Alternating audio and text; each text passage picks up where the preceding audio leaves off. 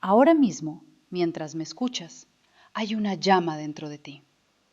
No lo digo para impresionarte, lo digo porque es literalmente cierto y casi nadie lo ha procesado del todo. Una reacción química está ocurriendo en este momento en cada célula de tu cuerpo, sin calor visible, sin humo, sin que lo sientas. Estás quemando azúcar, controladamente, en 37 pasos distintos.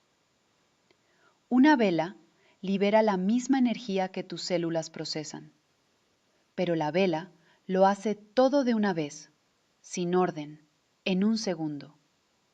Tú lo distribuyes en 37 etapas secuenciales. Esa diferencia, ese control, no es un dato curioso de biología. Es la razón por la que no eres una pequeña explosión caminando. El cuerpo humano en reposo genera alrededor de 80 watts. 80. Eso es lo que consume un foco de luz incandescente. Tú, sentado, sin hacer nada, emites la energía de un foco encendido, ahora mismo. Y no lo sientes porque no hay calor concentrado en un punto. Está distribuido en billones de sitios simultáneamente, cada uno a escala molecular. Pero aquí está la parte que rompe el esquema. Esa energía no viene de quemar nada en el sentido que imaginas.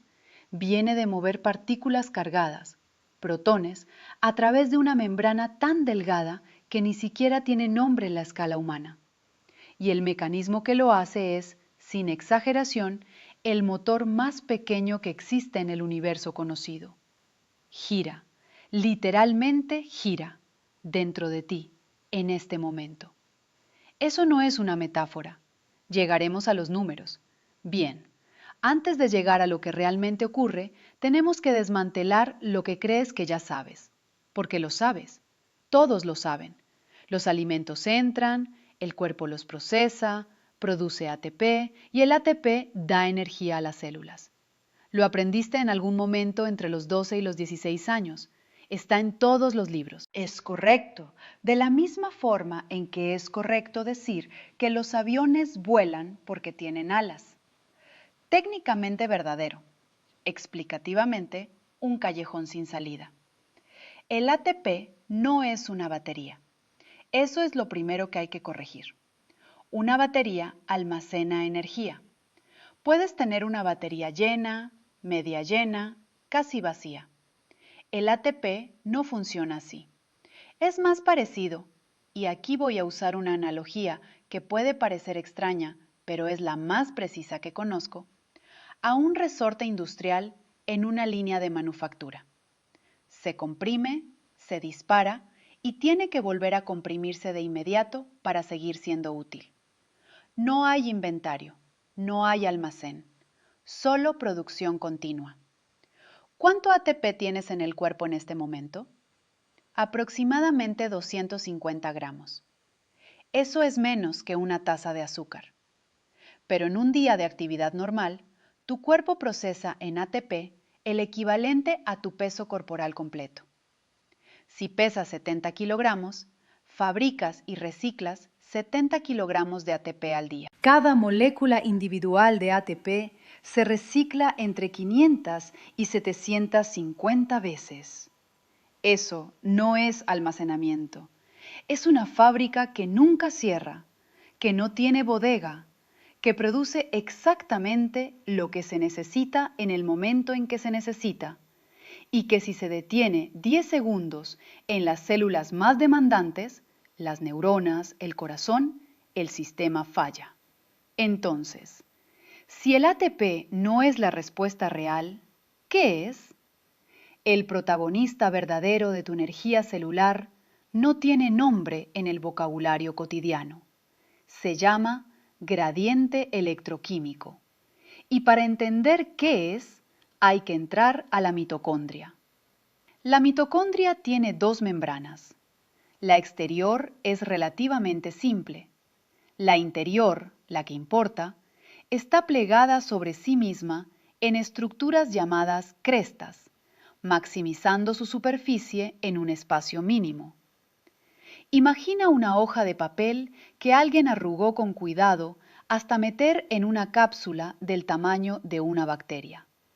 Esa membrana interior tiene un grosor de aproximadamente 7 nanómetros, 2 moléculas de grosor. Si la membrana interior de todas las mitocondrias de tu cuerpo se extendiera plana, cubriría alrededor de 14.000 metros cuadrados, 1,5 hectáreas, dentro de ti.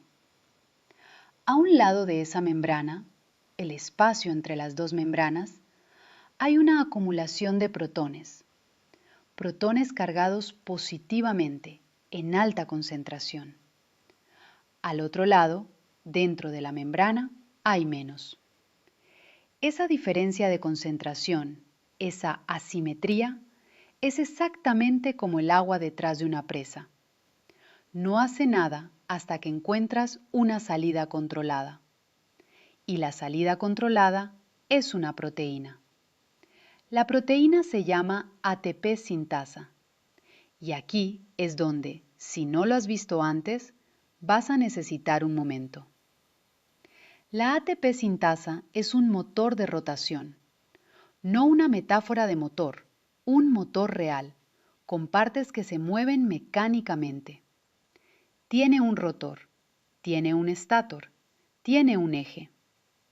Cuando los protones pasan a través de ella siguiendo el gradiente, cayendo de alta a baja concentración, como el agua a través de una turbina, el rotor gira. Cada rotación completa genera 3 moléculas de ATP. ¿A qué velocidad gira? En células humanas en condiciones normales, alrededor de 9.000 revoluciones por minuto. En bacterias bajo estrés metabólico máximo, hasta 100.000 RPM.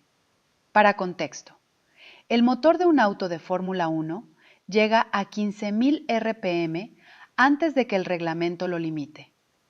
La ATP sintasa de una bacteria lo triplica y tiene el tamaño de 10 nanómetros de diámetro. Ese motor fue descubierto en términos de su mecanismo rotacional en los años 90. Paul Boyer y John Walker recibieron el Nobel de Química en 1997 por demostrarlo. No es especulación, hay imágenes, hay mediciones directas, el motor existe. Pero, ¿de dónde vienen los protones que lo hacen girar? De la cadena de transporte de electrones. Y aquí es donde entra el oxígeno. No como lo que quemas, sino como lo que atrapa los electrones al final del proceso. Así funciona. Los alimentos que consumes se descomponen hasta llegar a moléculas como el NADH. Esas moléculas tienen electrones con energía alta. La cadena de transporte de electrones es una serie de proteínas embebidas en la membrana interna que van pasando esos electrones de una a otra, como una línea de relevo. Cada transferencia libera un poco de energía. Esa energía se usa para bombear protones al otro lado de la membrana, construyendo el gradiente. Al final de la cadena, los electrones ya gastados necesitan un receptor. El oxígeno que respiras es ese receptor. Toma los electrones, toma también 2 protones del medio y forma agua. Eso es para lo que respiras, no para quemar, para completar el circuito electrónico que mantiene girando el motor. La mayoría de las explicaciones termina aquí, esta no. Hay algo en este sistema que casi ningún video menciona y que cuando lo entiendes, cambia cómo ves todo lo anterior. La membrana interna mitocondrial tiene fugas, no en el sentido de que esté dañada, en el sentido de que algunos protones, no todos, pero una fracción significativa, cruzan la membrana sin pasar por la ATP sintasa. Simplemente se filtran, se escapan del sistema sin producir ATP. En términos de ingeniería de turbinas, esto sería un defecto de fabricación inaceptable. Un ingeniero que presentara un diseño así sería, bueno, digamos que no tendría una segunda reunión. Pero la fuga no es un error, es un mecanismo de calefacción. Cuando un protón cruza la membrana sin pasar por el motor, la energía potencial que llevaba no se convierte en trabajo mecánico, se convierte en calor. Y ese calor no es un subproducto indeseable, es, en muchos tejidos, el producto principal. Los mamíferos mantenemos una temperatura corporal estable precisamente porque parte de nuestro metabolismo está deliberadamente desacoplado de la producción de ATP. Hay un tejido en el que esto llega al extremo. Se llama tejido adiposo marrón, grasa marrón. Los bebés recién nacidos tienen grandes depósitos de ella alrededor del cuello y entre los omóplatos. Los bebés no pueden tiritar. No tienen el control muscular para generar calor por contracción. Entonces lo generan bioquímicamente. Tienen una proteína llamada termogenina que abre canales en la membrana mitocondrial, permite que los protones se escapen masivamente y convierte casi toda la energía metabólica directamente en calor. Un bebé recién nacido en una habitación fría está usando su grasa marrón como un calefactor de gas, pero molecular. Ahora, la paradoja que incomoda. Tu eficiencia energética está deliberadamente comprometida para que puedas sobrevivir a temperaturas bajas.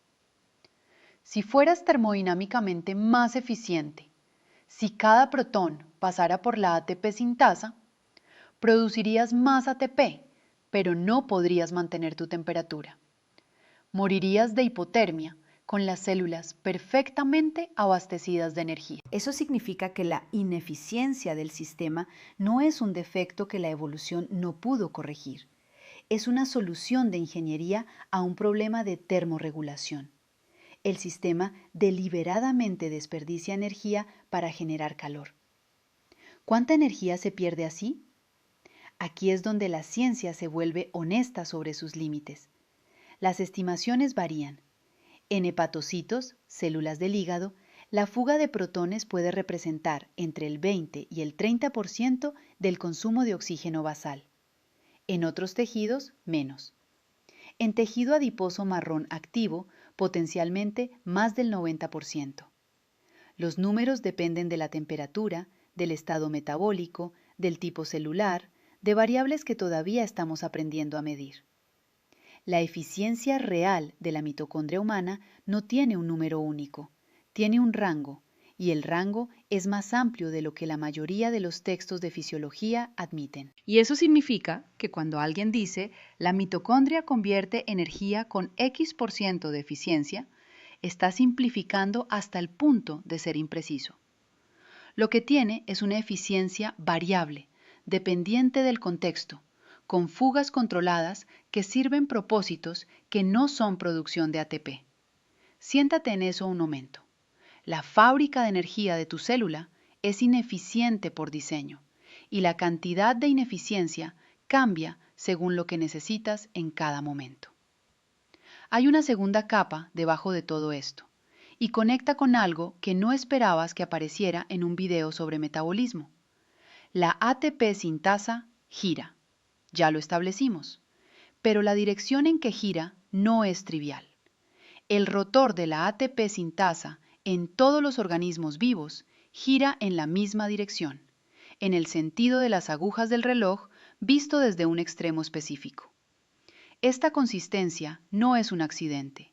Está codificada en la estructura asimétrica de las proteínas que componen el motor. Si el motor girara en sentido contrario, no produciría ATP, haría lo opuesto, consumiría ATP para bombear protones. De hecho, algunas bacterias hacen exactamente eso en contextos específicos. Invierten el motor para usar energía química y generar un gradiente de protones que impulsa el movimiento flagelar. El mismo motor, girando al revés, propulsa la bacteria como si fuera una hélice de barco impulsada por un motor eléctrico en reversa. Que el motor pueda funcionar en ambas direcciones y que en nosotros funcione en una sola, nos lleva a una pregunta sobre el origen de la vida que la mayoría de los textos de metabolismo ni siquiera formulan. Hay una hipótesis, no marginal, publicada y debatida en revistas como Nature y PNAS, que propone que las primeras reacciones bioquímicas de la vida no usaron ATP en absoluto, usaron gradientes de protones naturales. En el fondo del océano primitivo, hace aproximadamente 4.000 millones de años, había respiraderos hidrotermales alcalinos, no los volcánicos calientes que a veces aparecen en documentales.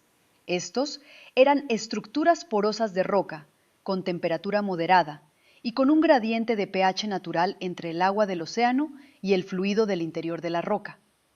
La hipótesis, desarrollada por Mike Russell y Nick Lane, entre otros, propone que las primeras reacciones metabólicas ocurrieron dentro de los poros de esa roca, usando el gradiente de protones entre el agua ácida del océano y el fluido alcalino de los respiraderos como fuente de energía, antes de que existiera ninguna enzima, ninguna membrana celular fabricada biológicamente, ninguna célula. Si esto es correcto, y hay evidencia circunstancial considerable, aunque no prueba definitiva, entonces la ATP sintasa no inventó el uso de gradientes de protones.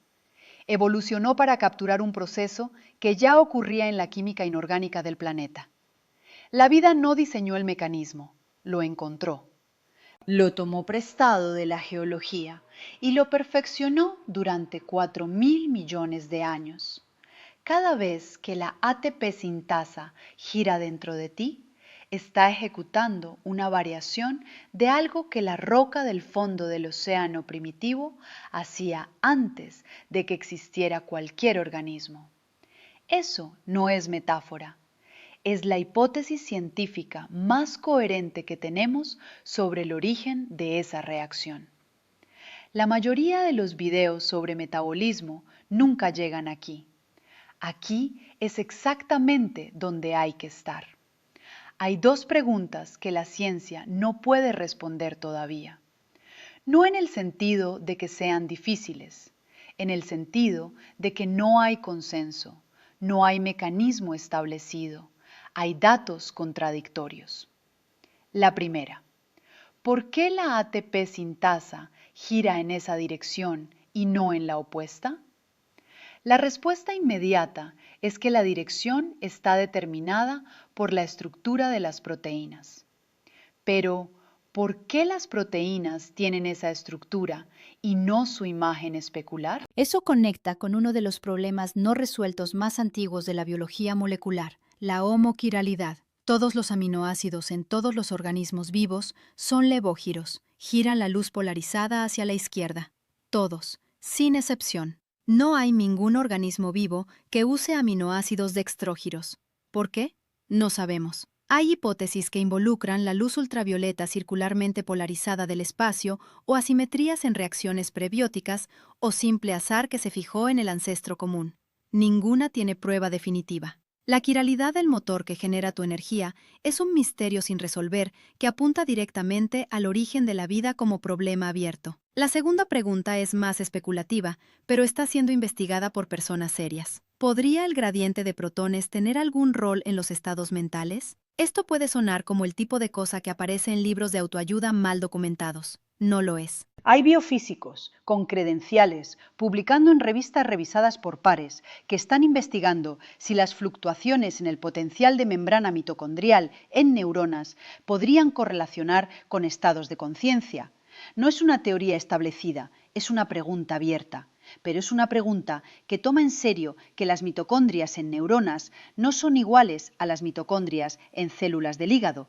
Tienen distribuciones espaciales específicas, concentraciones específicas en los axones, interacciones con la dinámica del calcio que afectan directamente la señalización. Si el gradiente de protones es el mecanismo fundamental de la energía celular y si la energía disponible en neuronas en cada momento afecta su comportamiento, entonces preguntar si el gradiente mitocondrial tiene algo que ver con la conciencia no es absurdo. Es incómodo, que es diferente. No tenemos respuesta, lo que tenemos es el instrumento correcto para hacer la pregunta. Empezamos preguntando cómo obtiene energía el cuerpo.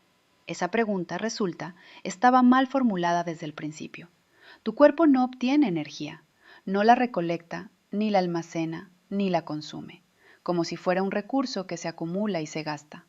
Lo que hace cada célula en cada mitocondria, en cada momento en que estás vivo, es mantener una diferencia, una asimetría, una desigualdad de concentración de protones entre dos lados de una membrana de 7 nanómetros de grosor. Esa diferencia tiende naturalmente a desaparecer. El universo tiende al equilibrio. Los protones quieren distribuirse uniformemente. El gradiente quiere colapsar.